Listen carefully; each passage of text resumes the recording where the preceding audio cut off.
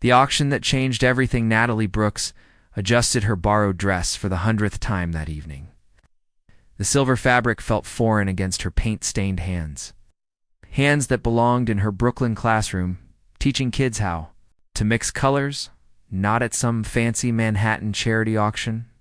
But her best friend Jamie had insisted, practically dragging her here with promises of free food and entertainment. The ballroom of the Plaza Hotels sparkled with crystal chandeliers and the laughter of people who had never worried about rent. Natalie felt like an imposter among the designer gowns and tailored tuxedos. She grabbed a glass of champagne from a passing waiter, more for something to hold than to drink. A proposition beyond belief. That was when she saw him. Blake Ashford stood near the auction stage, his presence commanding attention without effort. Tall, dark-haired, with sharp blue eyes that seemed to calculate everything they observed. She recognized him from business magazines her father used to read. The 33-year-old CEO had built a technology empire by age 25, known for being brilliant, ruthless, and emotionally detached. Their eyes met across the crowded room. Something flickered in his gaze, an assessment that made Natalie's breath catch. Before she could look away, he was walking toward her with purposeful strides. "You look uncomfortable," he said without introduction. His voice was deep, controlled. "Is it that obvious?" Natalie tried to smile. More of a coffee shop person than a champagne and caviar type. Honest, refreshing. Blake studied her face with unsettling intensity. "What brings someone like you to an event like this?" "Free food," Natalie answered, then mentally kicked herself. "I mean, my friend dragged me here. I teach art at a public school in Brooklyn. Not exactly the usual crowd for these things." Something shifted in Blake's expression. Art teacher. Interesting. The weight of impossible choices. What happened next felt like a dream or maybe a nightmare. Blake asked questions, listened intently, and before Natalie knew it, they had moved to a quiet corner away from the crowd. He asked about her life with a directness that was both uncomfortable and oddly compelling. When her phone buzzed with a text from her father's nurse, Natalie's face must have shown her distress. "Bad news?" Blake asked. "My father." The words tumbled out before she could stop them. "He has stage 4 pancreatic cancer. The treatments that might actually help are experimental, not covered by insurance. We're drowning in medical debt, and I can't save him. I can't do anything." She expected pity or polite dismissal. Instead, Blake's expression became thoughtful. "How much do you need?" Natalie blinked. "Excuse me. For the treatment? How much?" $400,000. "I wasn't asking for money. I don't even know why I told you that." Blake pulled out his phone, typed something, then looked at her with those calculating eyes. "I have a proposition for you, Miss Brooks. Hear me out before you refuse." A contract written in desperation. What Blake proposed sounded insane. He needed a wife for appearances only. His board of directors questioned his stability. Investors worried about his commitment. A marriage would solve his professional problems. In exchange, he would pay for all her father's treatments, clear their debts, and provide her with a comfortable life. This would be a business arrangement, Blake explained in his penthouse office 3 days later. Legal documents spread between them. "We maintain separate lives. You attend necessary public events as my wife. We keep our distance. No expectations of romance or intimacy. Clean, simple, mutually beneficial." Natalie stared at the contract, her father's gaunt face flashing through her mind. "Why me? You could marry anyone. You need something I have. You need something you can provide. You're honest, genuine, and you have no interest in my money beyond saving your father. That makes you perfect. Anyone else would complicate things with emotions." Her hand trembled as she signed. "No emotions. Got it. We'll marry next week." Small ceremony. Efficient. A wedding without warmth. The courthouse wedding felt like a funeral. Natalie wore a simple cream dress. Nothing special, nothing memorable. Blake arrived in a dark suit, looking every inch the corporate executive closing a business deal. There were no guests, no flowers, no celebration. "Do you, Blake Ashford, take this woman to be your lawfully wedded wife?" the judge asked in a monotone voice. "I do." Blake's voice was steady, professional. "Do you, Natalie Brooks, take this man?" To be your lawfully wedded husband? Natalie looked at Blake's expressionless face and thought of her father in his hospital bed. I do. You may kiss the bride. Blake leaned in, and Natalie expected a cold, perfunctory touch. But when his lips brushed hers, barely a whisper of contact, she felt something. A spark, a question, a possibility. His eyes widened slightly as if he felt it too, but then he stepped back immediately. Congratulations, the judge said with no enthusiasm. They were married. The penthouse prison, Blake's penthouse, occupied the top floor of a building overlooking Central Park. Floor-to-ceiling windows, modern furniture in blacks and grays. Art on the walls that cost more than most people's houses. Everything was beautiful and absolutely devoid of warmth, like a museum or a showroom. Your room is down the east hallway, Blake said, setting down her single suitcase. Mine is on the opposite side. The kitchen is fully stocked. My housekeeper, Mrs. Chen, comes daily. She'll prepare meals if you want. Otherwise, you're free to use whatever you need. Where will you be? Natalie asked. Working.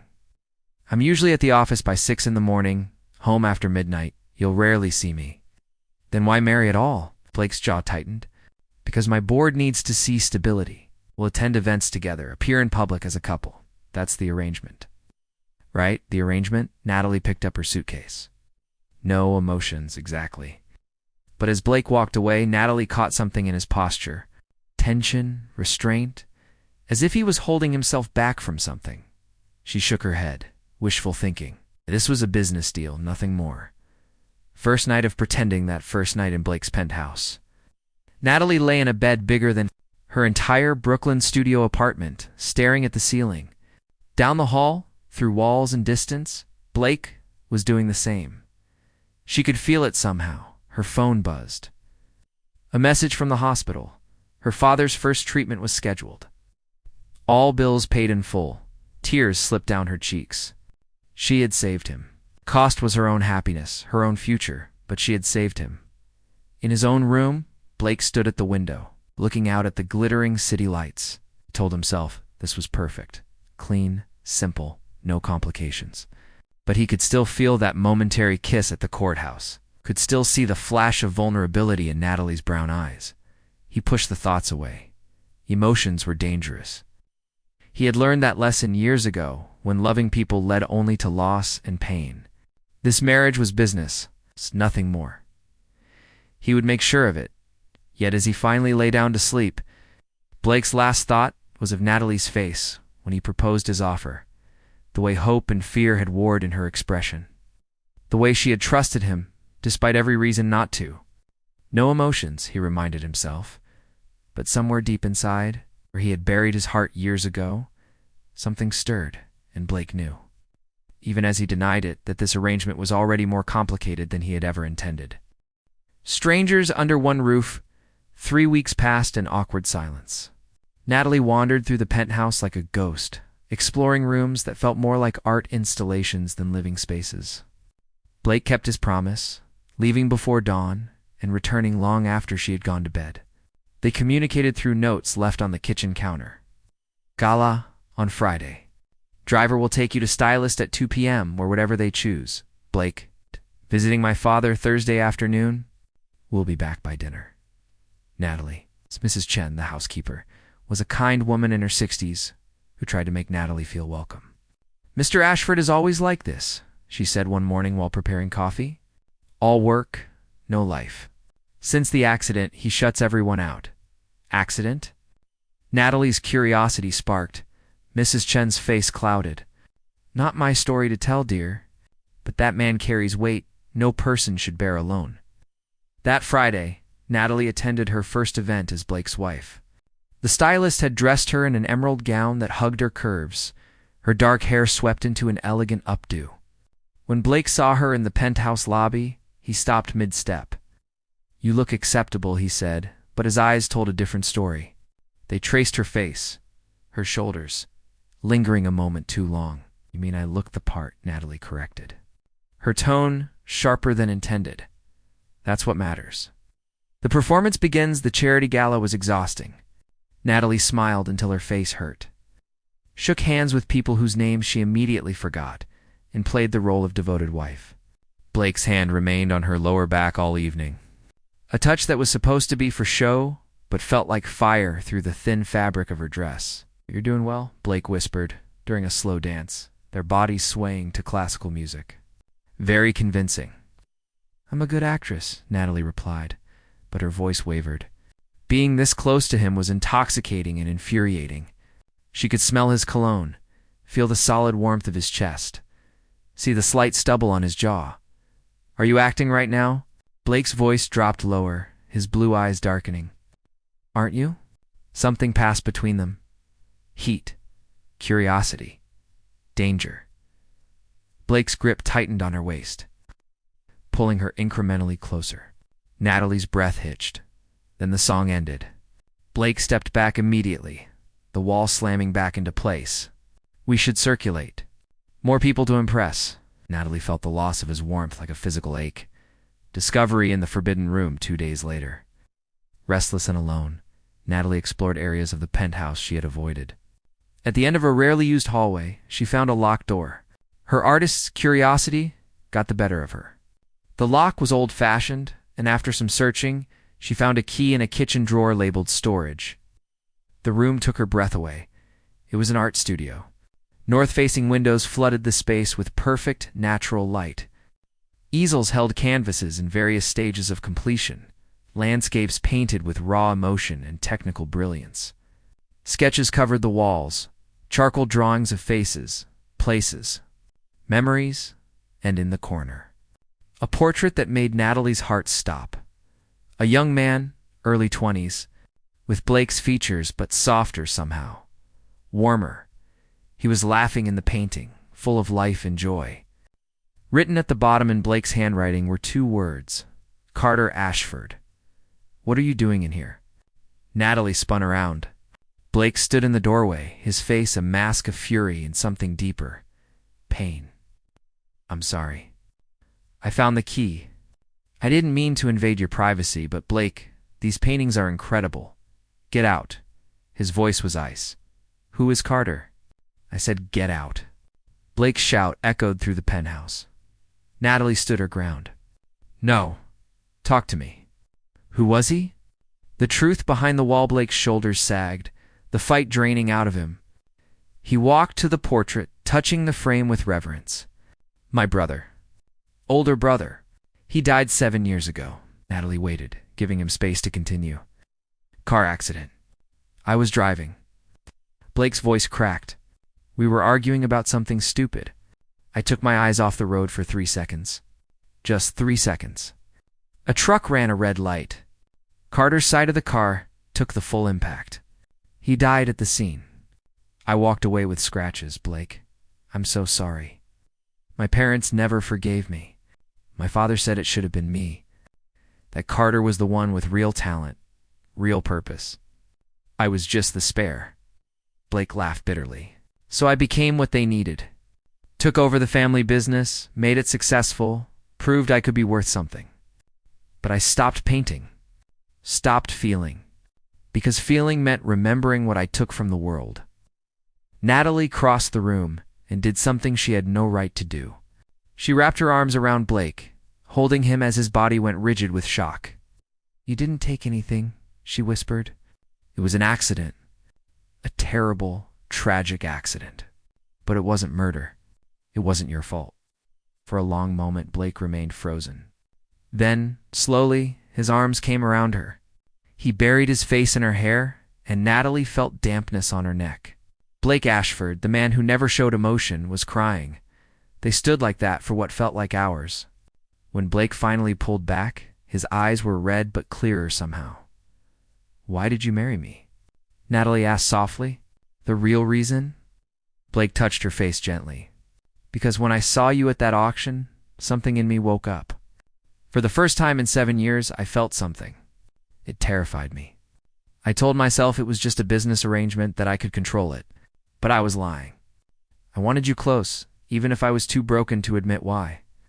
"The kiss that changed everything. You're not broken," Natalie said, her hand covering his on her cheek. "You're hurt.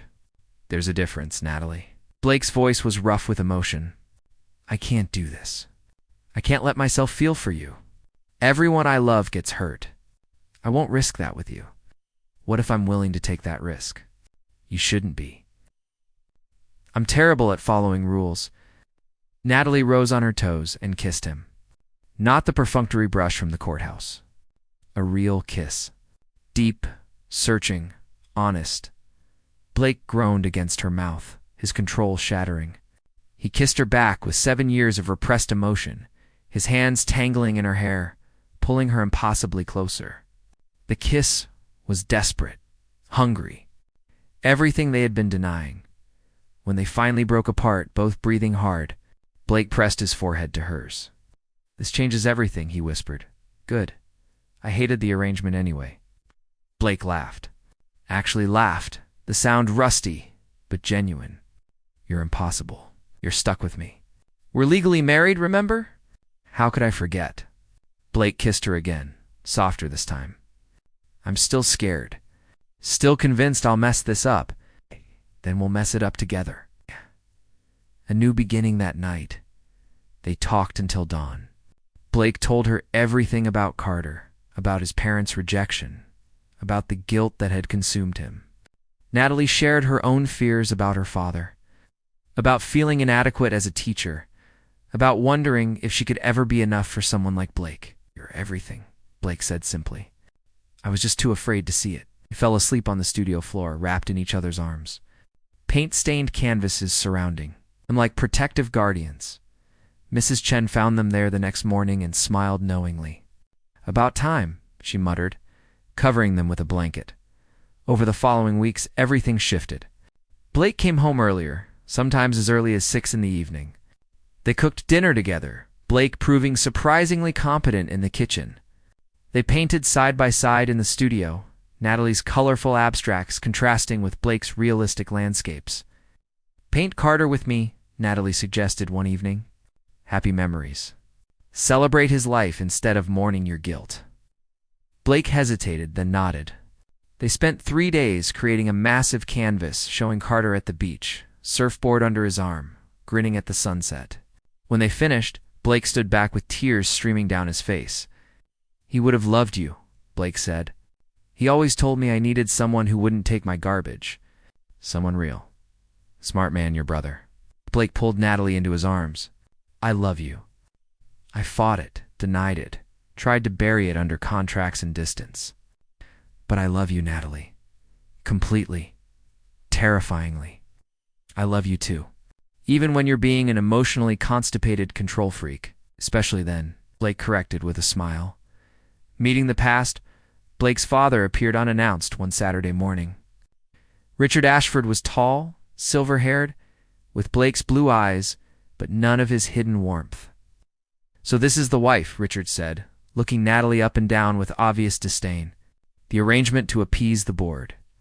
It started that way, Blake said, his arm protectively around Natalie. But it's real now. I love her, Richard laughed harshly. Love. That's rich coming from you. You couldn't even save your own brother. Natalie felt Blake tense beside her. She stepped forward, her voice steel. Mr. Ashford, I don't know what kind of father blames his surviving son for a tragic accident, but it stops now. Blake has carried your guilt and blame for 7 years.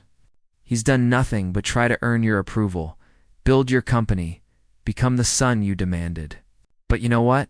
He doesn't need your approval anymore. He has me, and I see him for exactly who he is. Brilliant, talented, loving, and worth 10 of you. Richard's face reddened with anger. How dare you speak to me like that? How dare you treat your only living son like he's disposable? Natalie's voice didn't waver. Get out. And don't come back unless you can treat Blake with the respect and love he deserves. Richard left, slamming the door behind him. Blake stared at Natalie with wonder. You just threw my father out of my own penthouse. Is that okay? I might have overstepped. Blake kissed her breathless. That was perfect. You're perfect. Thank you for fighting for me when I couldn't fight for myself, always Natalie promised. The unexpected gift, 3 months later, Natalie woke up feeling nauseous. At first, She thought it was the seafood from the restaurant the night before. But when the nausea persisted for 3 days, accompanied by exhaustion and sensitivity to smells, realization dawned. She stared at the pregnancy test in the penthouse bathroom, watching 2 pink lines appear. Pregnant. She was pregnant with Blake's child. Joy warred with fear. They had never discussed children. Their marriage had started as a contract, evolved into love, but they were still learning each other. Was Blake ready for this? Was she? Blake found her sitting on the bathroom floor, the test clutched in her hands, tears streaming down her face. Natalie? What's wrong? He knelt beside her, concern etched across his features. Then he saw the test. Is that what I think it is? I'm pregnant. Natalie's voice shook. I know we never planned this. I know it's fast and maybe too soon, but Blake, I want this baby. I want our child. Blake didn't speak. He just stared at the test, his face unreadable. Natalie's heart sank. This was too much. She had pushed him too far, too fast. Then Blake lifted his head, and Natalie saw tears in his eyes. We're having a baby? Yes, a baby. Our baby? Blake's hands trembled as he cupped her face. Natalie, I'm terrified. What if I'm a terrible father? What if I can't protect them? What if I fail like I failed Carter? You won't fail. And you won't do this alone. We're partners, Blake, in everything. How? Blake pulled her into his arms, holding her so tight she could barely breathe. I love you. And I'm going to love this baby with everything I have. I promise. The transformation Blake threw himself into preparing for fatherhood with the same intensity he brought to everything. He read every parenting book, interviewed pediatricians, and transformed a spare room into the most elaborate nursery Natalie had ever seen. Blake, the baby doesn't need a chandelier, Natalie laughed. Watching him debate lighting fixtures, our child deserves the best. Our child needs love. Everything else is extra. Blake set down the chandelier catalog and placed his hands on Natalie's growing belly. They'll have so much love. From both of us. I promise to be present, involved, everything my father wasn't. Doctor appointments became sacred. Blake never missed one, holding Natalie's hand during ultrasounds. His face full of wonder at each image of their growing baby. It's a girl, the technician announced at the 20-week scan. Blake's eyes filled with tears. A daughter. We're having a daughter. Are you disappointed? Natalie asked. Disappointed? Natalie, I'm terrified and thrilled in equal measure. A daughter means I get to give her everything I never had. Unconditional love. Support. Freedom to be whoever she wants to be. They chose the name together. Rosie Catherine Ashford. Catherine, after Natalie's mother, who had passed when Natalie was young. Rosie, because it meant hope and new beginnings. The birth Natalie went into labor 3 weeks early, in the middle of a spring thunderstorm. Blake handled it with surprising calm, timing contractions, gathering the hospital bag, driving through the rain with steady hands. You're doing amazing, he whispered during the worst contractions. So strong, I'm in awe of you. Labor lasted 14 hours. Blake never left her side, letting Natalie squeeze his hand until she thought she might break bones, wiping her forehead, breathing with her through every contraction. When Rosie finally arrived, screaming her arrival to the world at 6 pounds, 4 ounces, Blake sobbed openly. The nurse placed the tiny pink bundle in his arms, and Natalie watched as her husband fell completely, irrevocably in love. Hello, Rosie Catherine, Blake whispered, his voice thick with emotion. I'm your daddy, and I promise you, my beautiful girl, that I will love you every single day of your life. I will protect you, support you, and never, ever make you feel like you're not enough. You are everything. You and your mama are my whole world. Rosie opened her eyes, dark blue like Blake's, and seemed to study her father's face. Then she grabbed his finger with her tiny hand. Blake looked at Natalie with wonder. She's perfect. You're perfect. Thank you for giving me this, for giving me a family, for giving me a reason to heal. The unexpected visitor when Rosie was 2 weeks old, Richard Ashford, appeared at the penthouse door. Blake answered with Rosie in his arms, his daughter sleeping peacefully against his chest. Dad. Blake's voice was carefully neutral. Richard stared at the baby, his expression unreadable. I heard you had a daughter. We did. Rosie Catherine. For a long moment, Richard just looked at his son holding his granddaughter. Then something cracked in his weathered face. She looks like Carter did. When he was born, Dad, I was wrong. The words came out harsh, forced, as if Richard had never said them before. About everything. About blaming you for Carter's death. About making you feel like you weren't enough. About not seeing that I was destroying my only living son because I couldn't accept losing the other one. Blake stood frozen, unable to speak. Richard continued, his voice breaking. Carter's death wasn't your fault. It was a terrible accident, and I made it worse by pushing you away when we should have grieved together. I'm sorry, Blake. I'm so deeply sorry. You're an incredible man despite me, not because of me. And if you'll let me, I'd like a chance to be a better grandfather than I was a father. Tears streamed down Blake's face. Dad, I've waited 7 years to hear you say that. I know. I'm 7 years too late. But maybe it's not too late to start over? Blake shifted Rosie carefully and embraced his father with one arm. It's never too late for family. Natalie watched from the doorway, her own tears flowing freely. Healing was possible. Forgiveness was possible. Love could overcome even the deepest wounds. The vow renewal 6 months after Rosie's birth, Blake planned a surprise. He told Natalie they were going to the Hamptons for a weekend getaway. When they arrived at the beachfront estate, Natalie found all their closest friends and family gathered. Her father, healthy and cancer-free, stood at the front with tears in his eyes. Mrs. Chen was there, holding Rosie and beaming. Even Richard Ashford attended, looking uncomfortable but present. Blake, what is this? Natalie asked. Blake took her hands. We got married in a courthouse with no love, no celebration, no joy. That's not the memory I want us to have. So I'm asking you, Natalie Brooks Ashford, will you marry me again? For real this time. With everyone we love watching? With vows that mean everything? Natalie nodded through tears. Yes, 1,000 times yes. The ceremony took place at sunset, the ocean waves providing natural music. Natalie wore a simple white dress, flowers in her hair. Blake wore a light suit, looking more relaxed and happy than she had ever seen him. When I married you the first time, Blake said during his vows, I thought I was making a business arrangement. I thought I could keep my heart locked away forever. But you broke down every wall I built. You taught me that love isn't weakness, it's strength. You gave me a daughter who lights up my world. You gave me back my art, my joy, my life. I don't just love you, Natalie. You're the reason I breathe. Today, I marry you not because I have to, because there's nothing I want more than to spend every day for the rest of my life loving you. Natalie's vows were equally tearful. Blake, you once told me you were broken, but I've never seen anyone more whole. You've shown me what real love looks like. Patient, fierce, protective. You've given me everything I never knew I needed. A home, a family, a partner who sees me, truly sees me, and loves what he sees. I marry you today with my whole heart, knowing that our love story started with a contract but will end with a lifetime of happiness.